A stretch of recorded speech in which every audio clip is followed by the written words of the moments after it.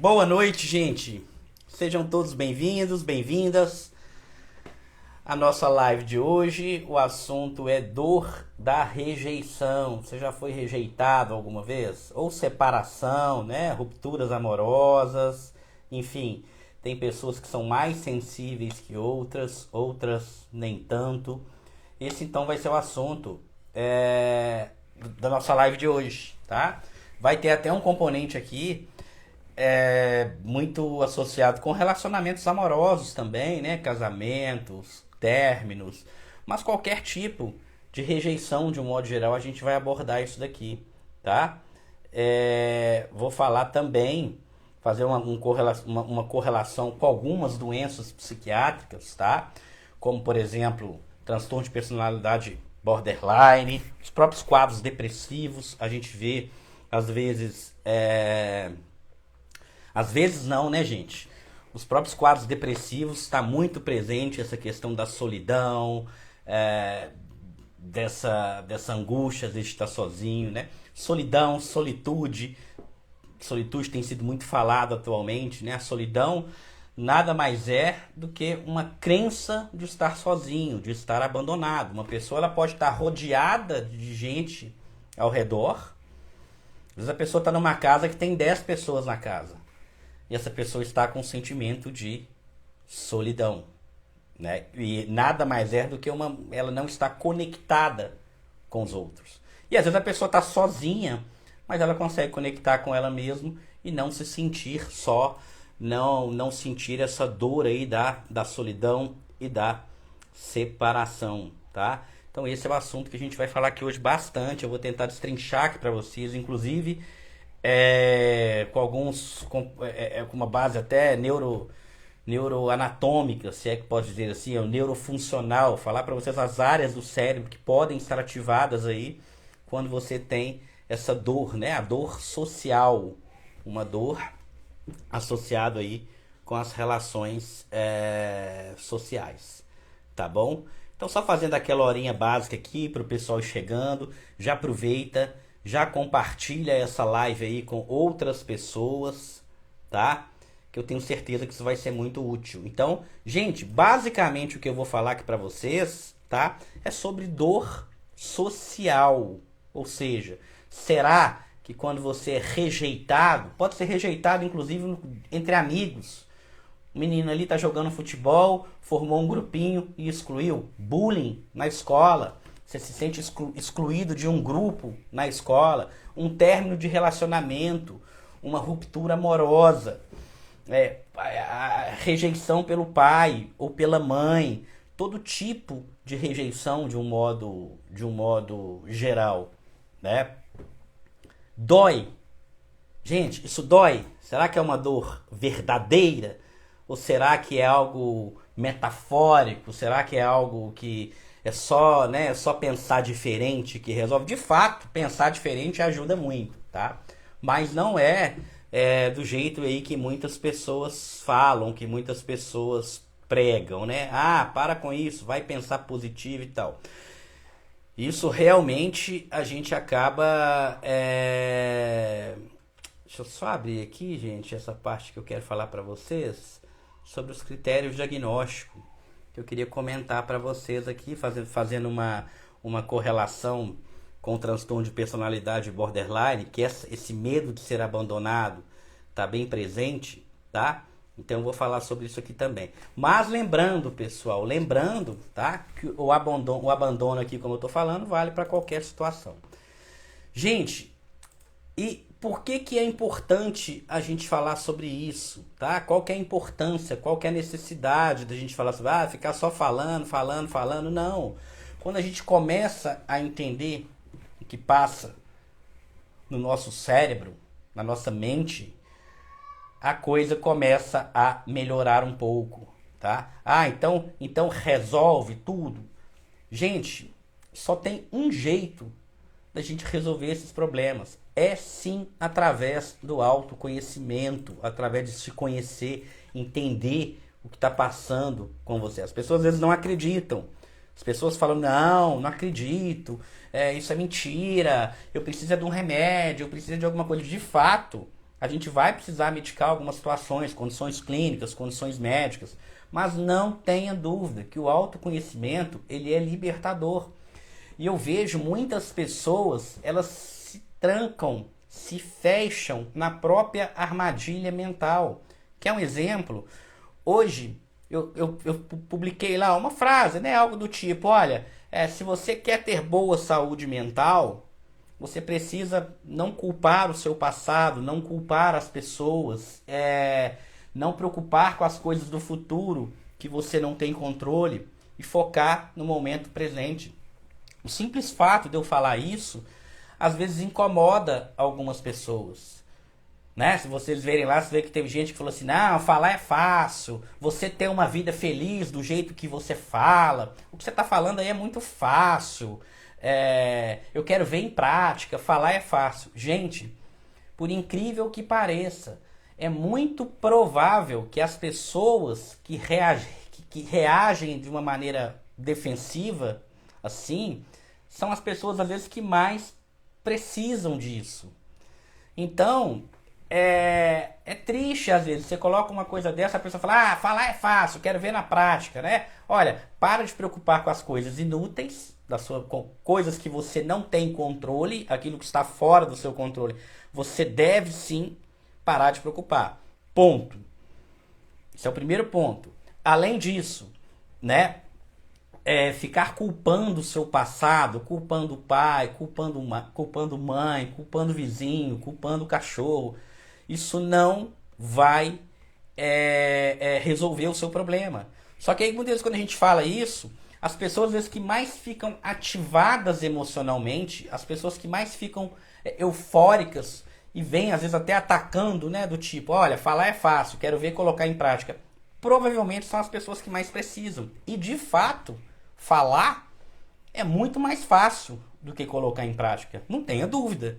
Eu virar para vocês e falar assim, olha, pare de preocupar com o seu passado e preocupe com as coisas do presente.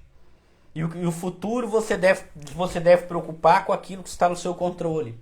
Claro, gente, que falar é fácil. Colocar em prática é mais difícil. Mas você só vai colocar em prática se você entende o processo. É muito mais fácil você falar que vai para uma academia do que você de fato ir para a academia.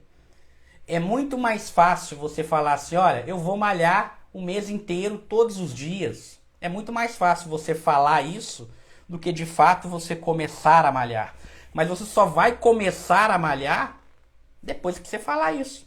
Depois que você entendeu, eu preciso malhar, eu preciso mudar. Se você não aceita nem que você precisa mudar, como é que você vai mudar, gente? Se na hora que eu falo assim, olha, nós não devemos preocupar com as coisas do futuro que estão fora do meu controle. Você pode até virar e falar assim, olha, eu concordo plenamente com você, mas eu acho muito difícil. Aí talvez você já está dando um passo para tentar aprender como é que faz isso.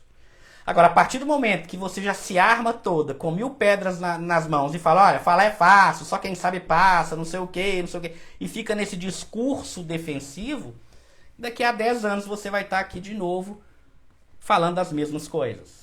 Então, o primeiro passo para a mudança é entender que você precisa mudar e também entender que não é fácil, mas é possível. E agora eu pergunto, qual é a utilidade de você se preocupar com aquilo que está fora do seu controle? Nenhuma. Gente, quando a gente começa a entender isso, né? Eu vou falar muitas coisas aqui que provavelmente muita gente vai falar, vai ter essa sensação no início. Olha, falar é fácil, quero ver colocar em prática. Você só vai colocar em prática a partir do momento que você entender que você precisa mudar, tá? Na hora que você entende, olha, eu preciso fazer uma academia, eu preciso perder peso, eu preciso cuidar da minha saúde, mas não é fácil, você já está no caminho certo.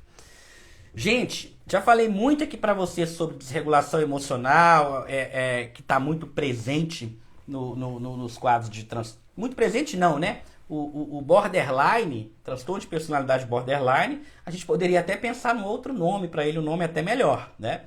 Que seria o transtorno da desregulação emocional.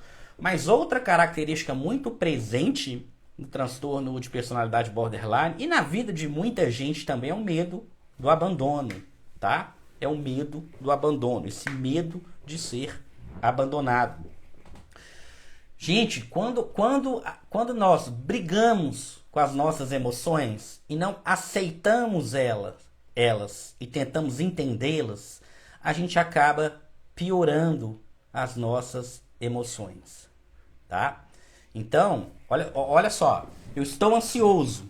Se eu não aceitar a minha ansiedade vai piorar. Eu estou triste. Se eu não aceitar a minha tristeza, ela vai piorar.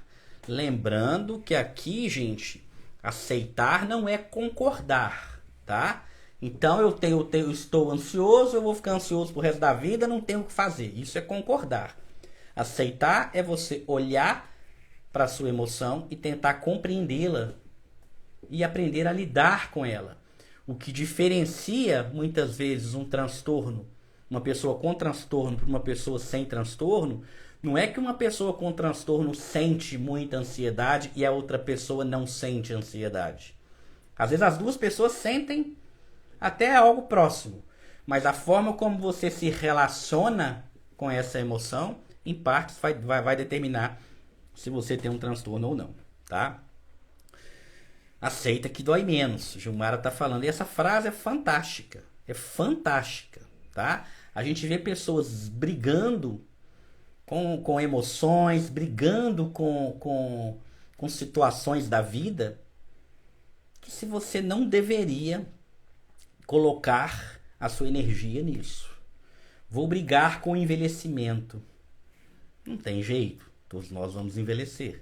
Esses dias eu recebi uma mensagem falando, morro de medo, né? Até entrando agora dentro do assunto da live. Morro de medo de perder a minha mãe. Morro de medo da minha mãe morrer. Gente, aceitar a realidade é, você vai perder a sua mãe. Isso é fato. Ou você vai perder a sua mãe, ou então ela vai perder você. Essa separação vai acontecer. E com essa informação, o que você vai fazer? Não adianta você negar e não aceitar essa realidade. Não aceitar essa realidade vai te gerar muito, mas muito, mas muito mais sofrimento.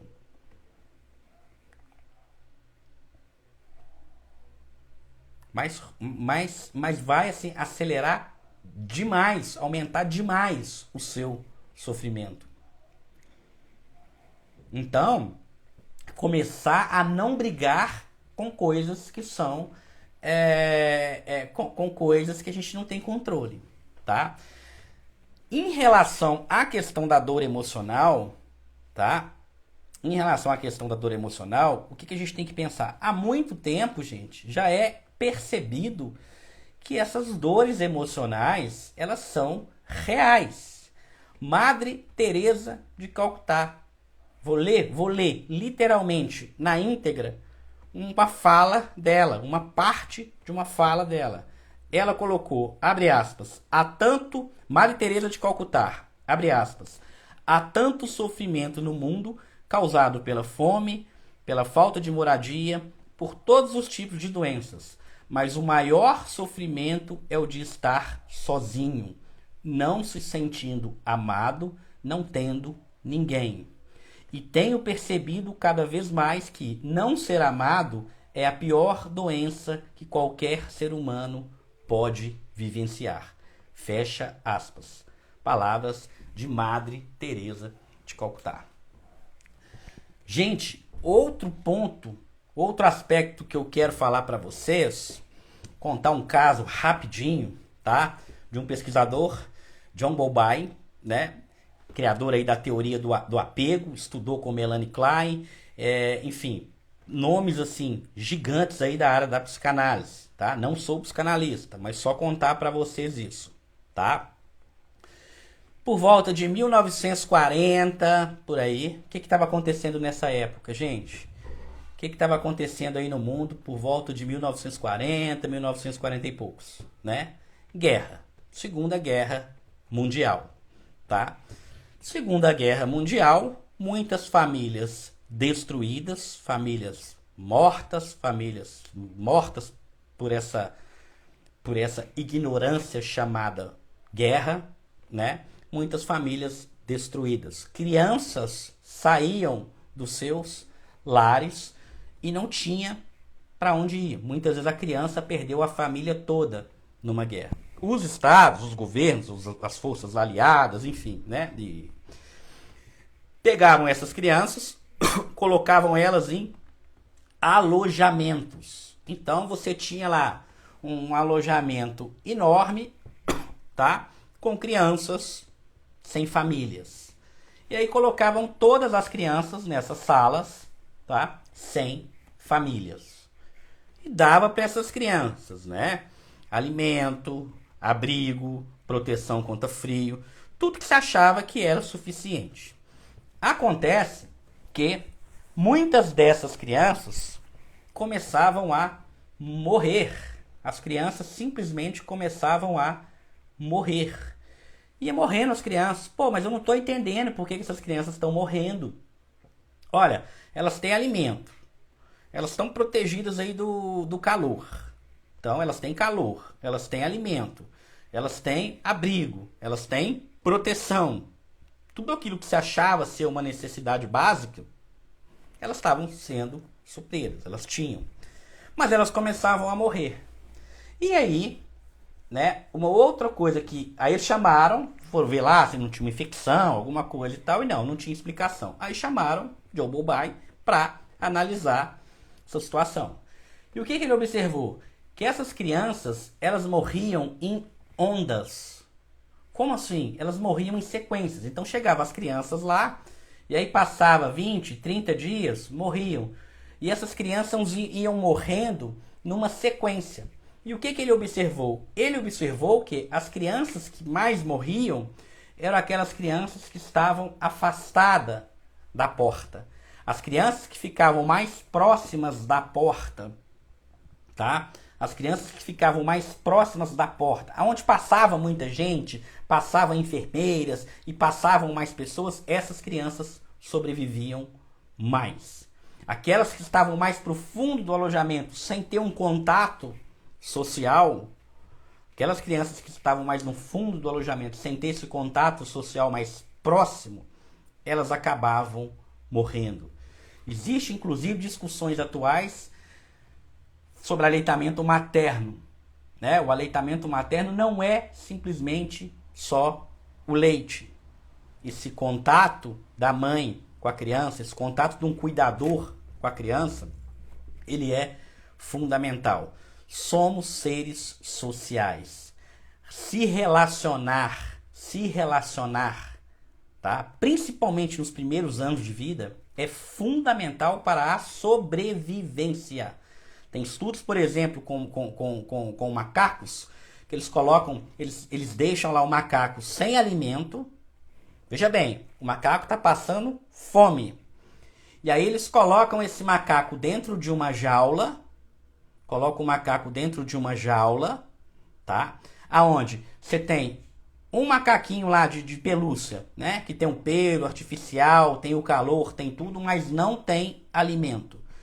E você tem um outro macaquinho todo frio, na verdade uma barra de ferro com uma mamadeira. Quais vocês acham que o macaco escolhe? Lembra que ele está com fome, ele não amamentou. Ele nasceu e não amamentou. Coloca ele num lugar onde você tem uma mãe quente, mais calorosa, todas duas artificiais, tá? E a outra só a mamadeira. Ele vai primeiro buscar o calor, buscar a proteção afetiva. Depois ele busca o alimento. E detalhe, ele fica no colo dessa macaquinha de pelúcia, que tem o calor, que tem a proteção, que tem o aconchego. E estica para mamar na mamadeira.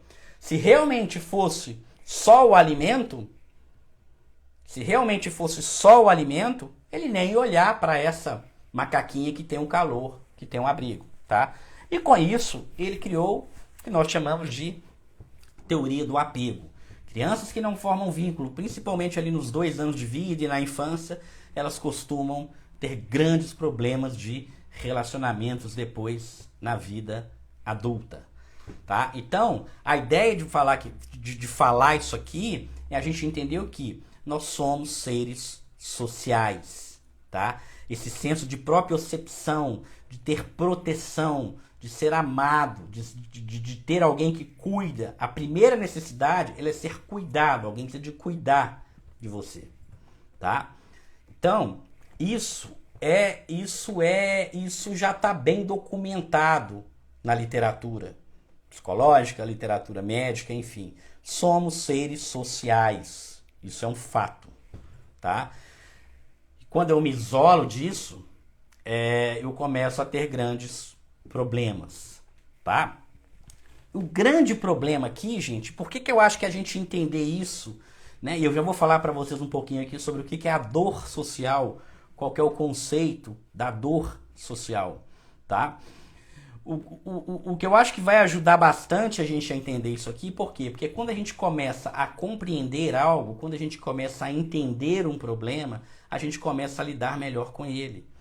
Um grande exemplo disso que eu falo muito nas questões de ansiedade.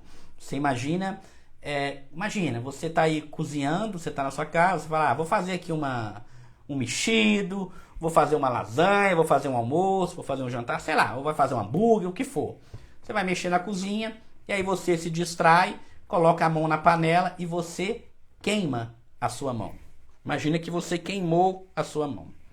A sua mão vai ficar ardendo, né? Aquela dor ali da queimadura. Você vai tomar um sol e a pele fica queimando. Você sente aquele desconforto, você sente aquela dor, que dói bastante, né, gente? Dá bolha e tal, e fica doendo na mão, tá queimado. Sua mão foi queimada. O que você faz com essa dor? Sei lá, você vai, coloca a mão debaixo d'água, às vezes você toma até um anti-inflamatório, alguma coisa ali e tal, mas você aceita bem aquela dor. Chega uma visita na sua casa, você fala, nossa menina, olha só, queimei minha mão, esse trem tá doendo bastante. Ai meu Deus, mas eu acho que depois vai melhorar. Nossa, mas tá doendo, viu? Mas me conta, o que você fez ontem e tal? A gente aceita. A gente aceita a dor física muito melhor do que a dor emocional. Porque a dor emocional, a gente começa a colocar julgamentos. Algo do tipo, eu não deveria estar sentindo assim, eu não podia ter essa dor, eu sou fraco, eu não posso pensar desse jeito, eu deveria superar isso. Enfim, a dor emocional, a gente tem uma dificuldade maior de aceitar ela. A dor física a gente aceita um pouco melhor. Claro que a gente não aceita totalmente, tá? Mas o fato da gente não aceitar uma dor, isso aumenta a dor. Uma modalidade psicoterápica é a ACT, que é a terapia de aceitação e compromisso, que por sinal é atualmente a principal abordagem para tratar dor crônica. Brigar com uma dor, reclamar de uma dor, quer você queira ou não, você aumenta a sua dor. E isso, de um modo geral, nos quadros psiquiátricos, as pessoas, elas brigam muito com isso e elas não aceitam.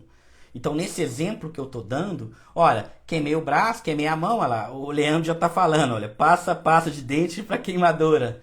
Boa, né, Leandro? Eu lembro que quando eu era criança eu passava bastante também pasta de dente, né? As nossas avós recomendavam, olha, passa de dente e tal, né? Claro que isso aí é uma recomendação das vós, né? Mas enfim, a pessoa às vezes passa até uma pasta de dente e vai seguir a vida. Agora, quando uma pessoa tem um desconforto causado por uma ansiedade, por exemplo, ela não aceita aquela dor e vai seguir a vida. Ela começa a brigar com aquela dor. Ela começa a brigar com a dor da ansiedade. E quando eu brigo com a dor da ansiedade, a ansiedade aumenta. Existe uma técnica que chama acalme-se, né? Que eu não vou falar aqui hoje porque já falei em outras lives, que é uma técnica dos transtornos de ansiedade, que é você não parar. Apesar dos sintomas de ansiedade, você continua fazendo o que você está fazendo. Quando você luta contra uma dor emocional, você transforma uma dor em sofrimento. Quando você aceita a sua dor emocional, ela continua sendo o que ela é, uma dor. e não se transforma num sofrimento intenso. Ah, o que você está falando, falar é fácil, quero ver colocar em prática, falar é muito fácil. Gente, aí a gente cai no que eu falei no início da live. Entenda a batalha, entenda o jogo, para depois você começar a jogar. Não queira. Você pode e até deve bater de frente com isso que eu estou falando. Não concordo, isso é um absurdo e tal. Tudo bem, não concorda comigo? Vai ler em outros lugares, vai pesquisar, vai estudar, porque isso vai te ajudar. Não concordar e ficar brigando contra isso tudo vai sim aumentar a sua dor. Isso não sou eu que estou falando. Isso diversas pesquisas replicadas demonstram isso. Então, a gente precisa entender o jogo para a gente começar a jogar. Não pense você que se você deitar aí e ficar reclamando da vida, reclamando, eu não aceito o que fizeram comigo, eu não aceito, que isso vai resolver. Se você não consegue aceitar isso, um discurso que nesse momento poderia ser útil para você, olha, eu acho até interessante, eu vou procurar saber mais sobre isso, apesar que é muito difícil. É muito difícil fazer isso que você está falando. É extremamente difícil. Mas pode ser que vale a pena. Porque quando você entende que a dor emocional é como uma outra dor, só que a dor emocional você muitas vezes briga com ela, você emite julgamento em cima dela. E julgamento nem sempre é um julgamento pejorativo, ou nem sempre um julgamento é algo negativo. Na imensa maioria das vezes mas julgar é você bater o martelo sobre algo. É você falar, eu não poderia estar sentindo isso, eu não sei o que está acontecendo comigo, por que eu estou sentindo isso? Nós estamos falando aqui de dor social. Você sofre uma ruptura amorosa, o seu namorado, a sua namorada pisou na bola com você, aprontou com você, e você está sofrendo. E aí você começa a se culpar por estar sofrendo. Eu não poderia estar sofrendo por aquele monstro, por aquela mulher, por aquele homem. Não poderia estar sofrendo. Olha uma crença aí. Inclusive uma crença intermediária, mas é uma crença. Eu não poderia por quê? Quando você coloca a mão na sua panela e queima a sua mão, aquela dor na sua mão está doendo também, está incomodando a sua mão. Mas você não fica gritando, ai meu Deus, minha mão não poderia. Às vezes você faz até piada com você mesmo, meu Deus, sou tão lerdo, ó, pus a mão na panela, minha mão tá doendo, ai, tomara que esse trem passe logo. Não é assim que a gente faz? A gente aceita melhor essa dor física. E às vezes a gente até ri da gente mesmo, né? Nossa, que bobeira, gente, pus a mão na panela, que saco essa dor, meu Deus, acho que amanhã eu não vou nem conseguir escrever direito. E pronto, você aceita aquilo. Na hora que você aceita, a sua dor vai embora? Não, mas ela continua do mesmo jeito. E vai passando o tempo, ela vai melhorando. A dor emocional, a gente começa a brigar com essa dor emocional. E quando eu brigo com a dor emocional, acontece o quê? A dor aumenta. Esse é que é o grande. E se você brigasse com a sua dor da mão queimada também, vamos fazer uma analogia? Sua mão está queimada, você começa a dar soco na parede. E não aceita mais que a sua mão está queimada e começa a bater na parede. O que vai acontecer com a sua queimadura? Ela vai piorar. Ela vai piorar. Você está com a mão queimada, você começa a revoltar contra a sua mão queimada e bater na parede o tempo todo. A dor vai piorar. E assim é com as dores emocionais. Tá?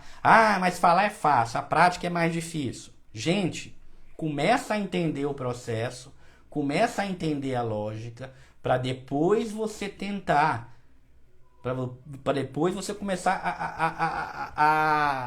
a querer. O grande problema é que assim, às vezes as pessoas não têm o menor conhecimento em nada e já têm opiniões formadas, né? Então assim, questionar. Hoje a gente está vivendo uma época que todo mundo questiona todo mundo. E de fato a gente deve questionar mesmo. Não é igual a 10, 20 anos atrás. Um professor falava, o assunto tinha acabado. Um policial dava uma ordem para você acatava a ordem do policial. Hoje as pessoas questionam tudo. Por que você está mandando eu parar? Por que isso que você está falando é verdade? Por quê? E é ótimo que eles questionem mesmo. Questionar é muito interessante. Agora, o que a gente observa hoje é pessoas que não têm o menor conhecimento em nada, não questiona, mas já discorda sem ter a menor noção de nada. E o que essa pessoa muitas vezes está discordando são de conhecimento acumulado ao longo de milhares de anos. Então, se você leu, se você entendeu, se você... Ok. E o grande problema é que a pessoa, às vezes, ela nem abre o ouvido para escutar e já discorda. E, infelizmente, normalmente, são as pessoas que mais precisariam, às vezes, de mudar um pouco esse jeito de pensar. Lembra que eu falei com vocês da Madre Teresa de Calcutá? Da frase dela? Então, olha só. Frases, tá? Frases do tipo: você feriu meus sentimentos, ela partiu meu coração, está doendo por dentro, né? O coração partido, eu estou com o coração ferido, eu estou machucado por dentro, eu estou com sentimentos feridos, meu sentimento foi ferido. Esse tipo de linguagem, observa que é uma linguagem para descrever uma dor física. O que é um coração partido, gente? Ai, você feriu o meu coração. Ai, você partiu o meu peito. Você feriu os meus sentimentos. Perceba que a linguagem que a gente usa para descrever uma dor da rejeição social é uma linguagem de dor física. Repara, né? Alguém te tratou mal, alguma coisa, nossa, você está me ferindo, você está me machucando, dói demais, isso dói. Não é assim? A gente usa bem sertanejo, lá a Costa está falando, bem sertanejo, perfeito. Se a gente pegar as músicas sertanejas, foi ótimo ela ter falado isso aqui, porque é exatamente, bem sertanejo. Se a gente pegar as músicas sertanejas, né, lá, Coração Sangrando, se a gente pegar as músicas sertanejas, a linguagem que é usada para descrever uma dor emocional é uma linguagem de dor física. De vez em quando coloca, eu estou muito triste, eu estou muito chateado. Mas não é assim. Normalmente a gente não refere a dor emocional com uma linguagem emocional. A gente descreve muitas vezes a dor emocional usando uma linguagem de dor física. E aí você pode estar me perguntando, igual ela falou, né? Música sertaneja. Você fala, música sertaneja no Brasil é assim. Já tem pesquisas que analisaram a linguagem, tá? Ah lá, música coreana. Vou falar isso aqui agora. Olha, já estamos falando de música coreana, que eu não conheço a música coreana. Mas tem pesquisas que mostram que a linguagem para descrever a dor emocional é uma linguagem física no mundo inteiro. Tanto que a gente começou a falar de sertanejo aqui, alguém apareceu e falou, olha, música coreana também, né? Ou seja, você feriu meus sentimentos, ela partiu meu coração, é uma linguagem que isso é expressado no mundo inteiro, em praticamente todos os idiomas. Se refere à dor emocional associado a uma dor física. Como que a gente define uma dor social, tá? É uma dor associada às ameaças reais ou potenciais às nossas conexões sociais, tá? Essa é a frase, essa é a definição de dor social, tá? Ou seja, é uma dor associada a ameaças reais ou potenciais às nossas conexões sociais. Por que é esse potencial? Uma ameaça real ou potencial? O medo do abandono. Tem muita gente que sofre da dor social antes dela ter acontecido. Às vezes a pessoa está num relacionamento, ela não foi abandonada, mas ela já sofre esse medo do abandono, tá? E aí, gente, só para me passar agora a falar um pouquinho para vocês da dor propriamente dita, se eu perguntar aqui para vocês, olha só, gente, a gente vai vivendo no piloto automático e a gente não para refletir muito bem. Se eu perguntar para vocês, lembra, me falam aí, né? Não precisa falar, se quiser falar nos comentários, pode falar também, pode colocar nos comentários, se quiser, se não quiser também, né? Mas olha só, quais foram as experiências mais dolorosas da sua vida até hoje?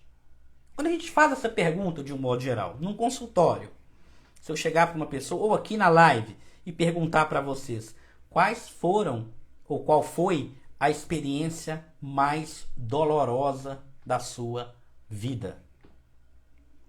Peri Nunes acabou de colocar, ó, morte da minha mãe. Sofri uma rejeição. Perda do meu marido e da minha mãe.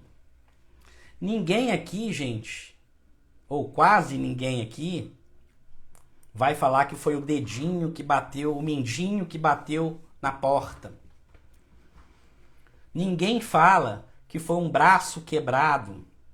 Ninguém fala que foi uma dor física.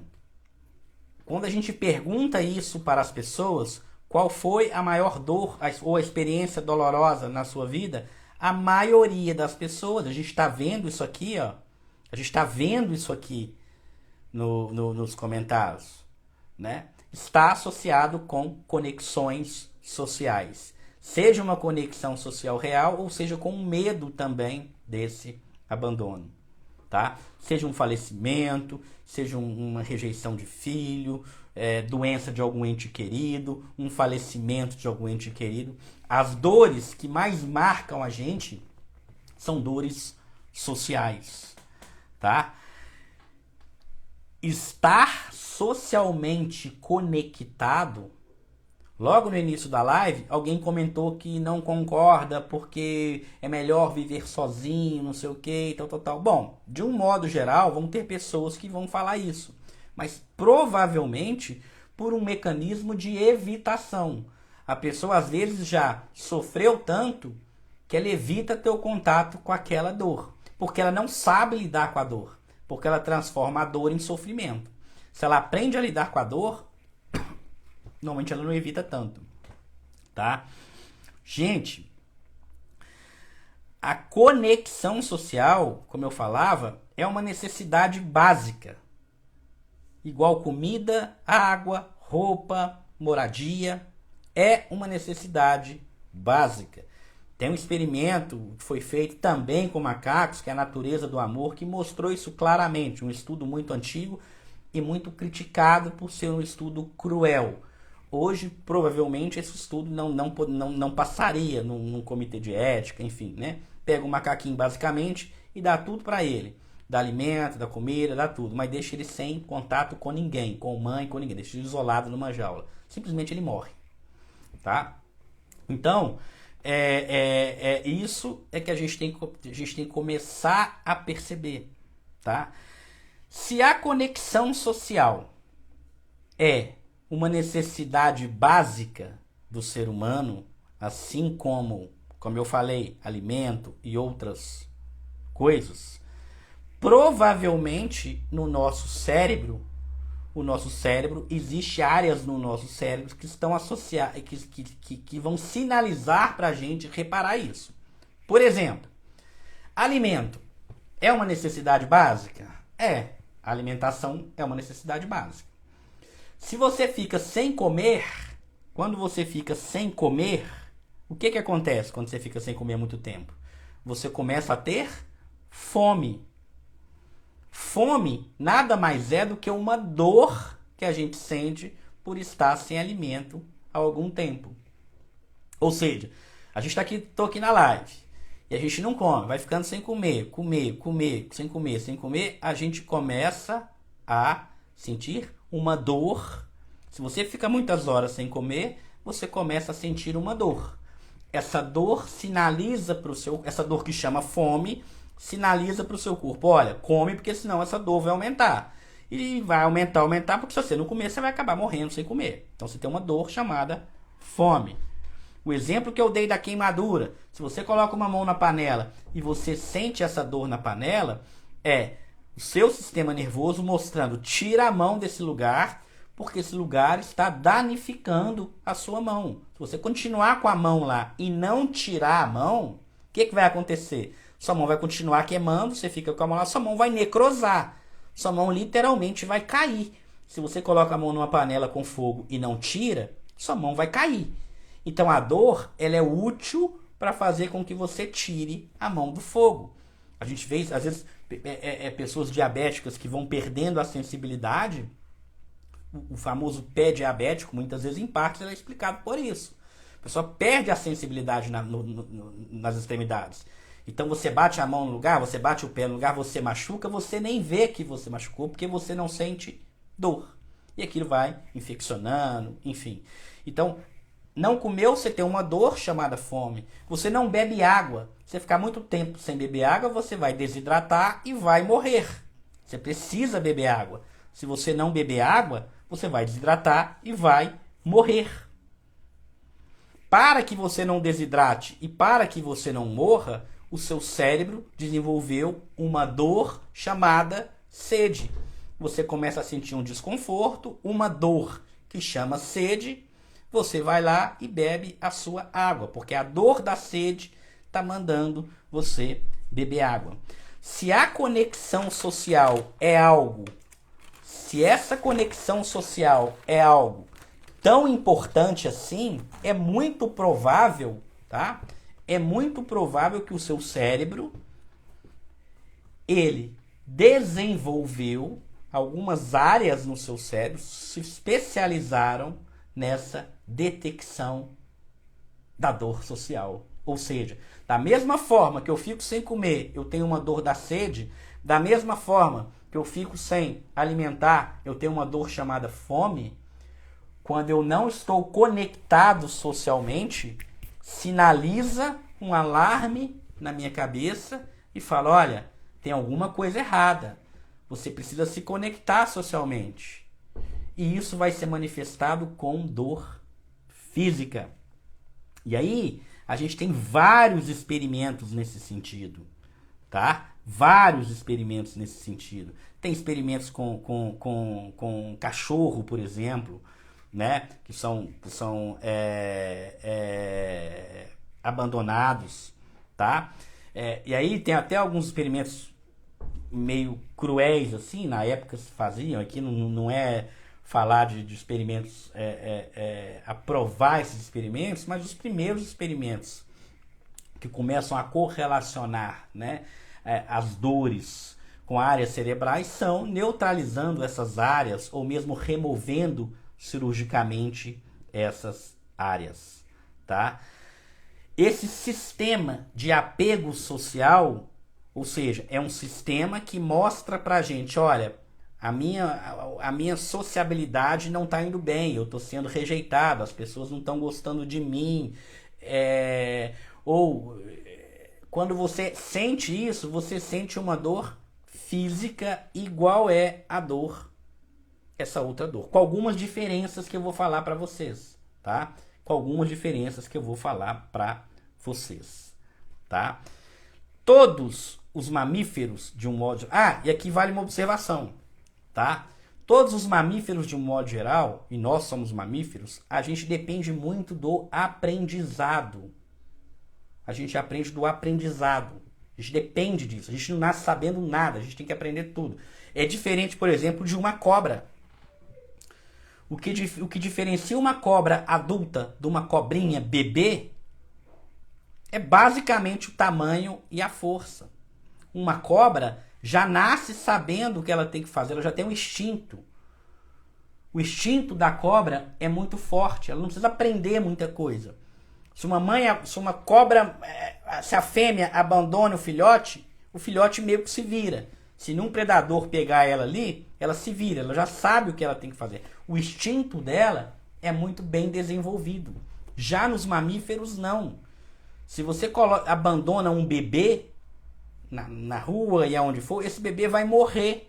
Ele não consegue sobreviver sozinho. Ele depende do aprendizado. Então a conexão social mostra... nós precisamos aprender. Nós não temos um instinto bem desenvolvido, mas nós temos a necessidade de aprender. Diferente da cobra. A cobra, uma cobrinha, a diferença para a fêmea e para a mãe ali é só o tamanho. Ela já nasce meio que sabendo tudo. Nós não. Então, se você tira um bebê da sua mãe, a primeira coisa que esse bebê faz é chorar, é gritar. Quem já viu parto sabe muito bem disso, né? O obstetra chega lá, ele retira o bebê da mãe, né? Corta o cordão, limpa, faz uma avaliação inicial. Logo em seguida ele faz o quê? Devolve o bebê para a mãe. Quando você afasta um bebê, ele chora. E assim é com todos os mamíferos, tá? Essa percepção de ter alguém cuidando de você, ela é necessária. E quando isso não ocorre, a gente sente dor, tá? E aqui é interessante, gente. A gente tem 3 áreas no cérebro que estão associadas com dor. Dor física, inclusive. Uma região que é chamada de córtex cingulado anterior e outra região chamada ínsula anterior sinalizam pra gente que a gente tem dor. Mas olha que interessante. Essas 2 áreas cerebrais, o córtex cingulado anterior e a ínsula anterior dorsal, elas mostram pra gente a intensidade da dor. Elas não mostram pra gente aonde está doendo. Então, por exemplo, você, você machucou a sua mão. Você queimou a sua mão. Você está tomando um choque na sua mão. Você colocou a mão na tomada aí, né? Não faça isso, por favor. E você está tomando um choque. O córtex cingulado anterior e a ínsula anterior dorsal vão captar esse estímulo e vão falar, tá doendo, isso incomoda, isso gera um desconforto, isso gera um desconforto muito grande, está doendo. Só que é uma outra área cerebral, que é a ínsula posterior, que vai falar para você qual é a parte do seu corpo que está doendo. Ok, córtex cingulado anterior e ínsula anterior dorsal falam para você, ok, tem uma dor forte acontecendo, mas você não sabe aonde que está essa dor, tá? A ínsula posterior é que vai virar e falar, está doendo na mão. Percebe que são áreas distintas? A gente tem áreas no cérebro que falam a intensidade da dor e a gente tem uma outra região que fala a localização da dor. A dor social, ela ativa córtex cingulado anterior e ínsula anterior dorsal. Ou seja, é uma dor mais difusa. Você não localiza, está doendo no meu joelho. Terminei meu namoro, terminei meu casamento, estou com uma dor no joelho. Não. Você não tem uma localização precisa dessa dor. Por quê? As áreas que estão associadas com a dor social são áreas que mostram a intensidade da dor, mas não a localização da dor. Diferente se você cair e machucar o joelho, a sua ínsula posterior vai ser ativada também e vai falar, olha, a dor é no joelho, vai localizar aonde é a dor. A dor social ela não é bem localizada. Por quê?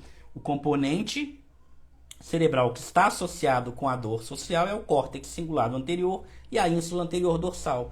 Ambas estruturas associadas com a intensidade da dor, mas não com a localização da dor.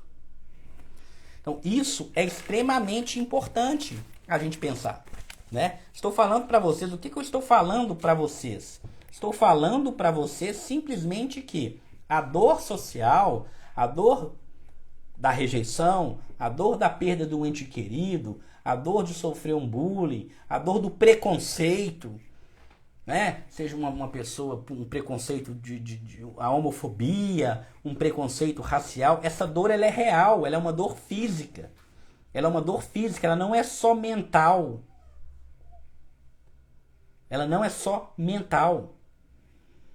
Quando é feito estudos em ressonância magnética funcional, o que é uma ressonância magnética funcional? É para ver a função do cérebro.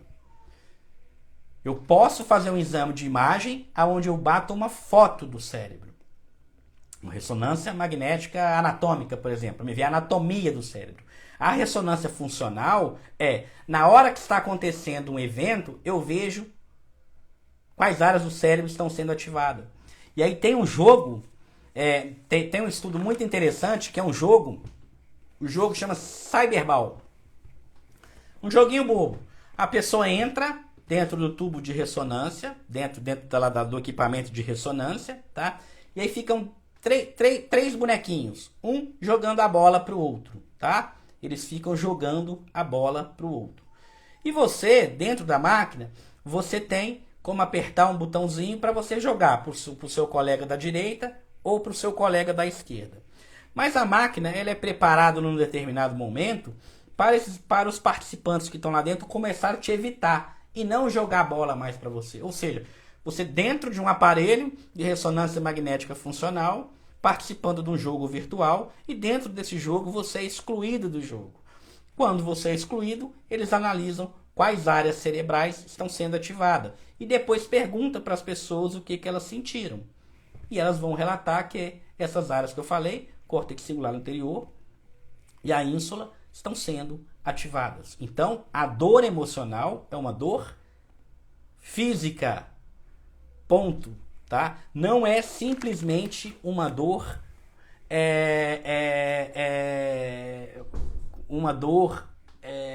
só mudar a forma de pensar, tá? E aí, vocês podem pensar assim, então se já que é uma dor física, basta eu tomar analgésico. Será? Você tá falando que, olha, se eu tenho uma dor no joelho e eu tomo uma dipirona não corta a dor do joelho? Ou pelo menos dependendo da dor, não corta? Ou um paracetamol? Já que é uma dor física, será que se eu tomar analgésico comum, melhora ou não? O que vocês acham? Ó, você tá me falando que a dor da rejeição é uma dor física. Então vamos começar a tomar analgésico para dor, ué. Será que vai resolver? Gente, isso não é, tá, indicado na nossa prática clínica, mas isso foi estudado. E de fato, quando a pessoa teve um estudo interessante com paracetamol, que as pessoas que tomaram o medicamento, o analgésico, elas tiveram sim uma redução dessa dor, uma redução de forma significativa. Em outras palavras, a nível de pesquisa, sim, analgésico melhora a dor da rejeição. Mas isso não é indicado na nossa prática clínica, porque, né? A gente não indica isso na nossa prática clínica porque teriam que ser doses mais altas. Enfim, a gente não tem pesquisa para isso e efeito colateral nesse sentido. E provavelmente isso no longo prazo não vai resolver.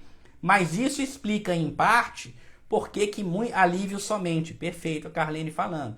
Então, não tem essa indicação de tomar o medicamento para tratar a dor. Mas a nível de pesquisa foi demonstrado que melhora sim. E isso, inclusive, explica por que muitas pessoas, quer dizer, provavelmente explica por que muitas pessoas começam a abusar de analgésico. Já reparou que muitas pessoas, às vezes, que têm quadros psiquiátricos e quadros, às vezes, o psicossomático, né, é outra coisa, não é a mesma coisa, mas assim, existe uma relação muito clara entre dor emocional e dor física? Claro que existe uma relação muito clara. As áreas cerebrais envolvidas com a dor são as mesmas. Existe uma sobreposição. E de fato, a gente vê às vezes pessoas que têm uma tendência a se viciarem em analgésicos. Então, a nível de pesquisa, isso foi demonstrado. Mas claro, gente, que em hipótese alguma existe essa recomendação. Você vai tomar um analgésico para tratar uma dor emocional, para tratar uma dor social. Mas a nível de pesquisa foi demonstrado que melhora sim. Tá?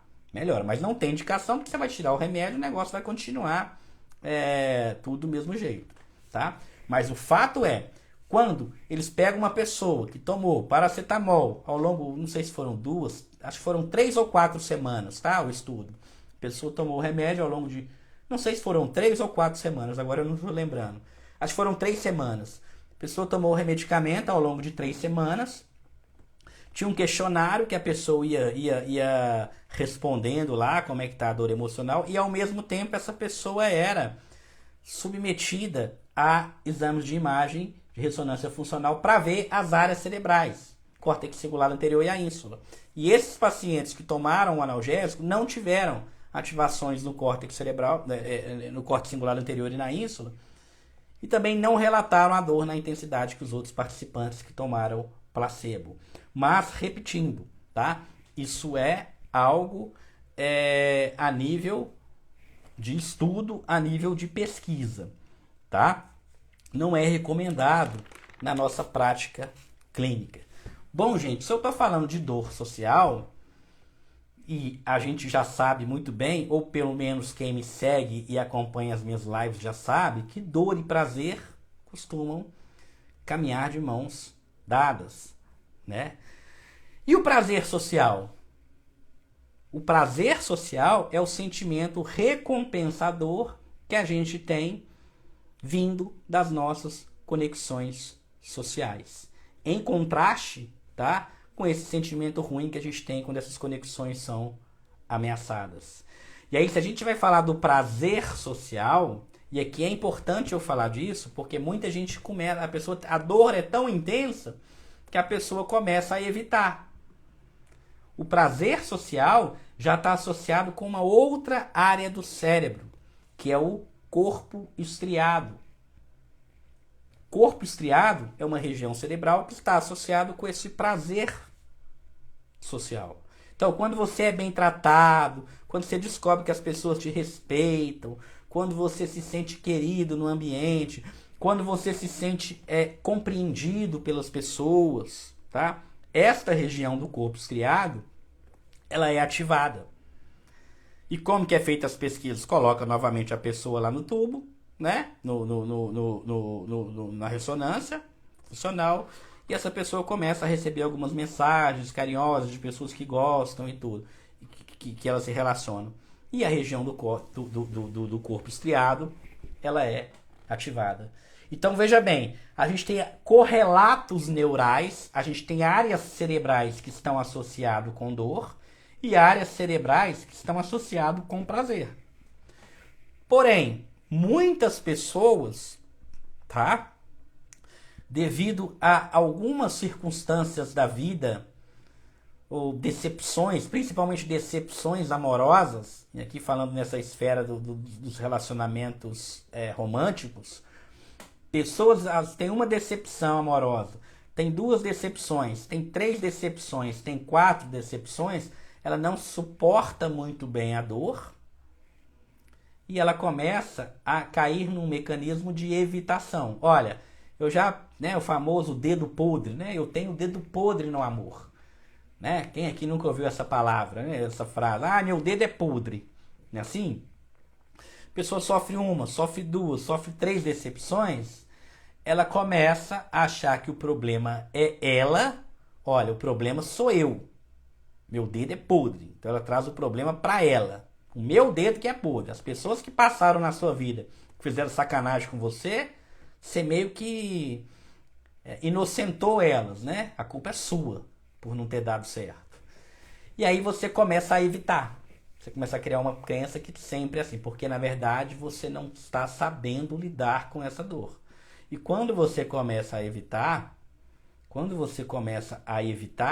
você perde, né, uma das potencialidades humanas incríveis que é se relacionar. As coisas só existem do jeito que o ser humano só chegou aonde chegou, e aqui eu estou falando a nível de espécie, por conta da sua capacidade de relacionamento. Porque a gente poderia pensar que, mas então o ser humano é um ser fraco? O ser humano é um ser fraco, já que ele tem dor social? Não, isso é uma evolução. O problema da dor social não é ela existir. Sentir a dor é natural e todo mundo sofre isso, e isso é útil para a nossa sobrevivência. Porque é essa dor que sinaliza pra gente que tem algo errado e que você precisa corrigir alguma coisa. O grande problema, aqui, gente, pelo amor de Deus, eu estou falando que ter essa dor, ela é útil, ela é algo positivo, fora de um contexto de adoecimento. O grande problema é que quando esse sistema de dor ele está adoecido, aí começa a ficar complicado.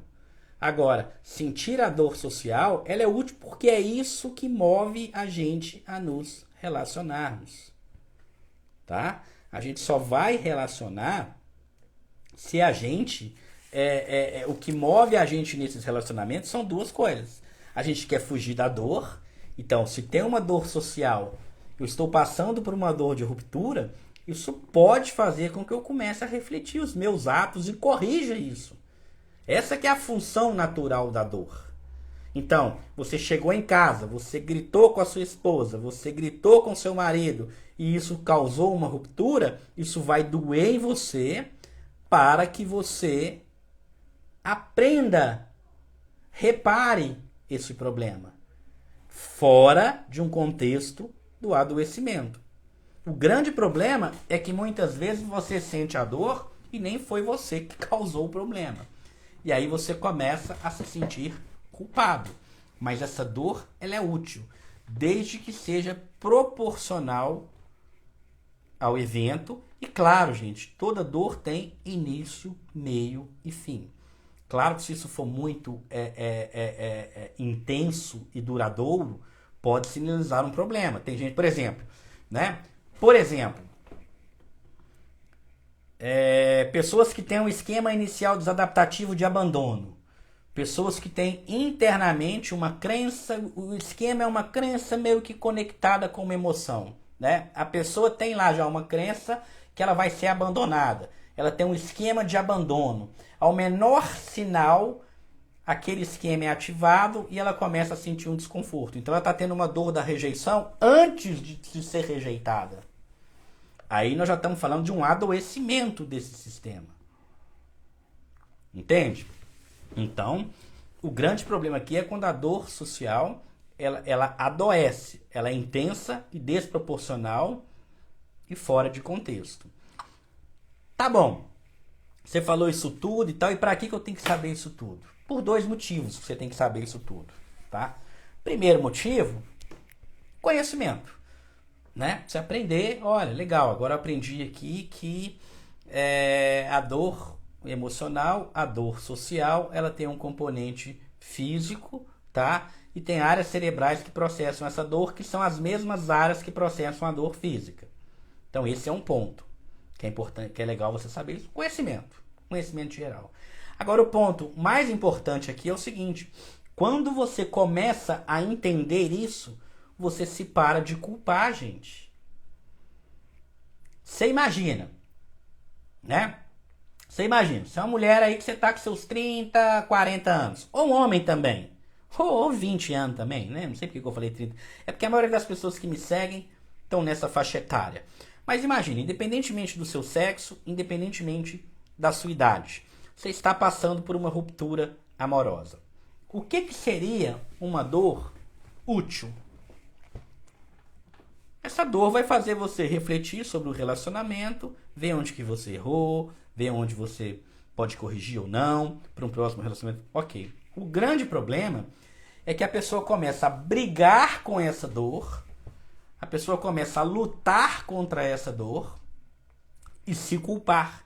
Principalmente numa situação onde ela foi vítima, ou onde ela foi às vezes abusada, né? Às vezes a gente atende, eu atendo às vezes algumas mulheres, raramente homens também, mas às vezes homem também, tá, gente? Tem homem que sofre abuso também, tá? Só um parênteses aqui. Mas enfim, mulher também. Às vezes eu atendo mulheres, né? Que elas chegam com essa dor emocional tão intensa e se culpando por estar assim. Entende? Esse é que é um grande problema.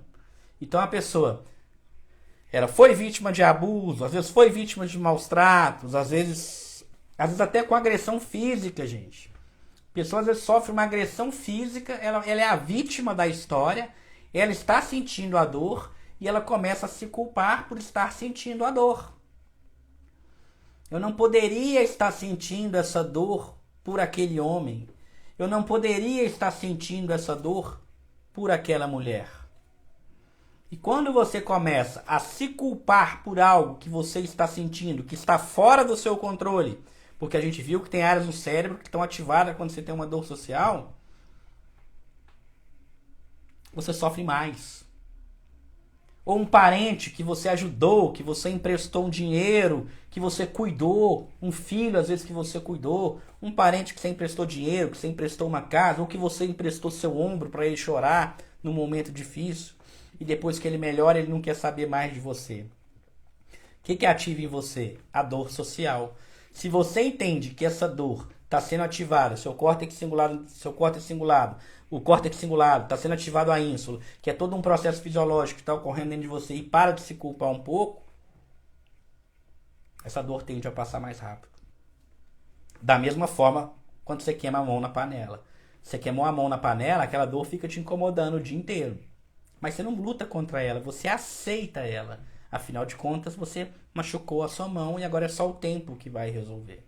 E da mesma forma que a dor social vai ser o tempo que vai resolver. Desde que você não esteja uma disfunção nisso. Pacientes com borderlines, por exemplo, a gente tem eu não vou falar isso agora porque a live já está acabando. Mas, por exemplo, quando a gente tem uma dor física muito intensa, sei lá, você quebra um braço, você está lutando, um lutador de boxe, um lutador, enfim, né? Quando a gente tem uma dor muito intensa, a gente tem uma descarga de analgésicos endógenos, opioides endógenos. Ou seja, o próprio corpo produz analgésico para que a gente não sinta uma dor. Já viu? Você tá lá jogando futebol, alguma coisa, você machucou a perna, você não sente muito. Você não sente a dor. Depois de um tempo que você começa a sentir, em partes por conta disso. O próprio corpo produz analgésicos endógenos. E isso acontece também na dor social, tá? Pessoa que tem, às vezes, um problema, quando você é rejeitado, imagina, você chegou, você vai jogar sei lá, você vai jogar um futebol. Você chegou lá para jogar um futebol, né? Uma criança. Chegou lá com os coleguinhas, vai jogar futebol. A hora que ela chega lá, as crianças todas olham para ela e falam, você não vai jogar. Ou um preconceito, por exemplo, né? Olha para uma pessoa que tem uma cor diferente de você e você trata aquela pessoa mal, uma homofobia. Quando você rejeita alguém, né? O que o seu corpo... Aí vem a dor social.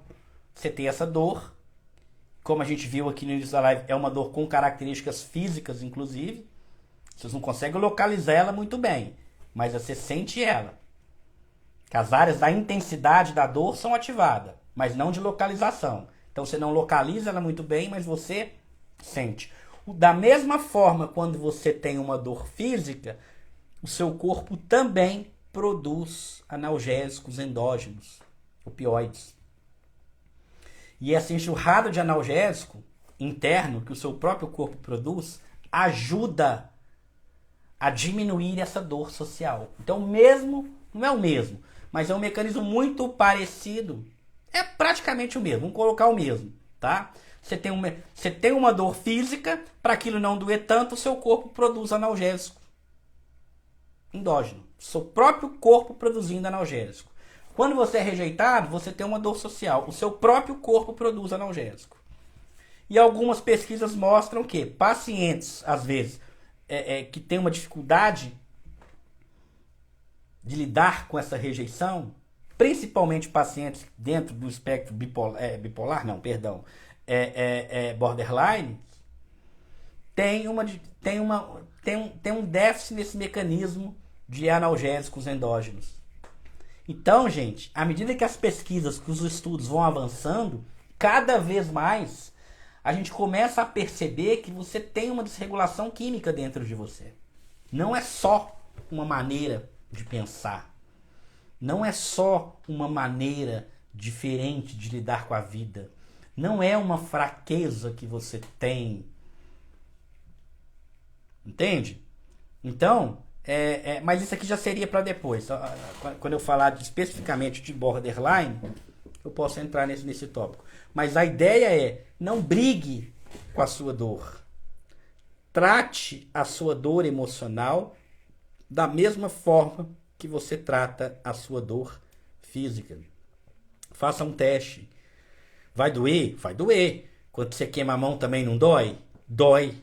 Mas são dores diferentes. E parte dessa dor emocional está associado com aquilo que você pensa sobre ela, com o julgamento que você faz em relação a essa dor. Então, entender que uma dor da rejeição, que uma dor da ruptura Entender que uma dor da rejeição, que uma dor da ruptura, tá? Provoca literalmente uma dor física, te ajuda a não querer bater de frente com ela, tá? Isso, tudo que eu tô falando aqui para vocês, a gente não faz isso. A gente não solicita esses exames na nossa prática clínica. Isso é feito através de uma avaliação clínica, anamnese, entrevista, exame do estado mental, histórico de vida. Aliás, na medicina, de um modo geral, praticamente todas as especialidades médicas, o que mais contribui para um diagnóstico é a anamnese, ou seja, a entrevista. Depois da entrevista, nas outras especialidades médicas, vem o exame físico. O médico te coloca na maca e te examina. Com isso, ele já faz praticamente o diagnóstico. Depois, para tirar a dúvida, ele pede exame complementar. É um erro achar que o que determina se você tem uma doença X ou Y é pedir exame. Não é. O exame é complementar. O exame é para você fazer o diagnóstico diferencial. No caso da saúde mental, o equivalente ao exame físico seria o que a gente chama de exame do estado mental, tá? Exame do estado mental. Mas então, enfim, a regra é clara, né? Isso que eu estou falando aqui para vocês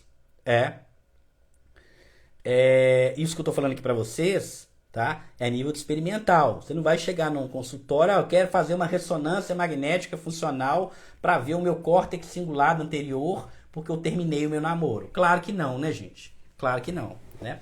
Mas entender isso, entender esse processo é fundamental porque te ajuda a lidar melhor com isso e te ajuda a não se culpar tanto. Boa parte do sofrimento, e aqui eu não estou falando que o sofrimento é só isso não, gente. Vamos interpretar as coisas direito. Boa parte do sofrimento, boa parte do componente desse sofrimento é sim a interpretação que a gente faz disso tudo. Você tem sim a sua dor, mas a forma como você interpreta essa dor, ela pode aumentar ou diminuir o seu sofrimento. Tá bom?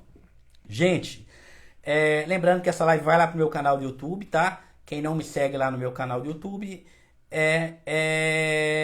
pode me seguir, tá? O canal do YouTube também é Bruno Psiquiatra, tudo junto, tá? Todas as lives vão para o meu canal do YouTube, tá bom? Lembrando que as lives agora são toda segunda às 20 horas, tá? Segunda-feira às 20 horas, sempre eu tô aqui no Instagram, tá bom? Se não é inscrito lá no YouTube, se inscreva, que as lives vão para lá. Próxima segunda-feira eu vou estar aqui no Instagram. Deixa eu pensar o que eu vou falar semana que vem, que eu não planejei nada para semana que vem. Gente, semana que vem eu vou falar de ansiedade, tá bom? Falar de um modo geral aí de ansiedade, todos os tipos aí de ansiedade, falar bastante disso daí, que tem uma relação também com as dores aí emocionais, tá bom? Beijo no coração de vocês, fiquem com Deus e até a próxima segunda-feira, às 20 horas, aqui no Instagram. Tchau, tchau.